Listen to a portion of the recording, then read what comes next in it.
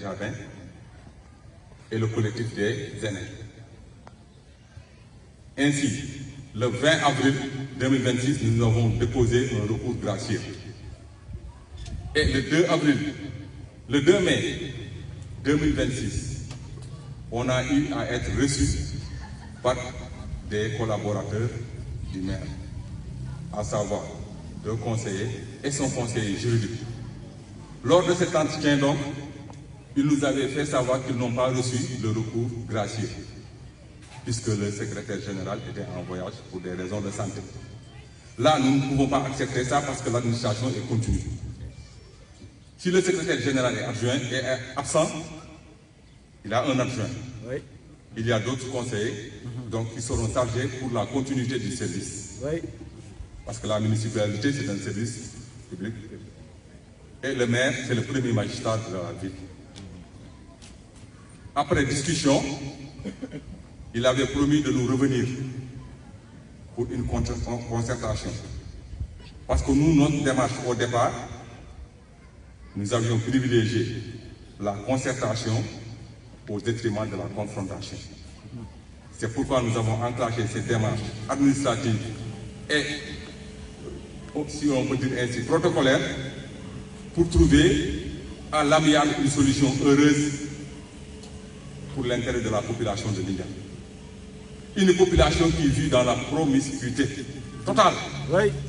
Dans chaque foyer, on compte 3, 4 à 5 pères de famille dans une maison.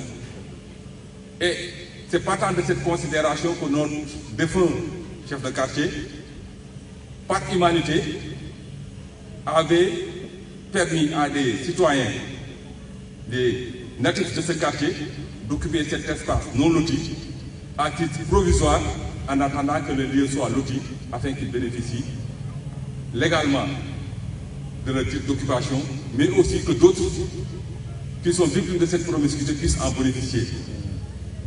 À notre grande surprise, la municipalité, avec le DESCOS, ont mis un arrêt. Et l'arrêt sur ce site, n'étant pas encore diligenté, on nous fait savoir que sur ce même site, des parcelles ont été octroyées à des autorités religieuses. Alors que nous, en 2025, on avait déposé des demandes au nombre de 696 demandes qui n'ont pas encore été satisfaites. Alors c'est pourquoi nous nous sommes levés à l'unisson comme un seul homme, parce que Lindiane a la chance d'être un quartier qui répond favorablement à la devise du Sénégal. C'est un peuple, un but, une foi. Oui.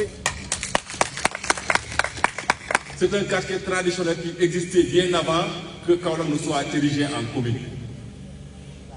Mon frère l'a rappelé tout à l'heure en Wolof, c'est un quartier traditionnel, c'est un village traditionnel. Donc, nous appelons le maire au retenu. Nous l'appelons à de meilleurs sentiments pour ne pas en arriver à des bras de fer. Parce que ce problème peut être résolu, bien sûr. Mais nous sommes là en face à une autorité qui est belliqueuse. Il préfère les confrontations.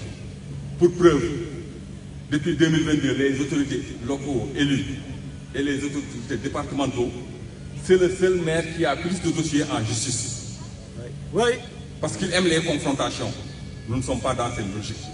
Et les 77 hectares? Il y a aussi 77 hectares qui est dit cité de la diaspora. Nous n'avons pas été informés que par la presse. Et il faut pour dire que pour les terrains de Lindiane, les populations de Lindiane sont prioritaires. Alors que par les faits, on voit autre chose qui ne s'explique pas. Qui ne s'explique pas. Et s'il vient en de meilleurs sentiments et qu'il accepte de concerter, de s'entretenir avec nous, il y aura des solutions. Le peuple bénéficiaire pourra être dans ses droits et d'autres pourront en bénéficier aussi. Parce qu'il y en a assez. Là où on parle de 77 hectares, sans compter la zone non lotie, Donc ça veut dire qu'avec la concertation, nous pouvons trouver des solutions qui nous mènera à l'éradication définitive de la promiscuité. Nous allons nous concerter encore en famille, dans le quartier, et le public décidera, parce que nous fonctionnons sur la base pédagogique qui dit que le groupe est plus intelligent que le plus intelligent du groupe. Donc c'est par concertation que les décisions se prendront.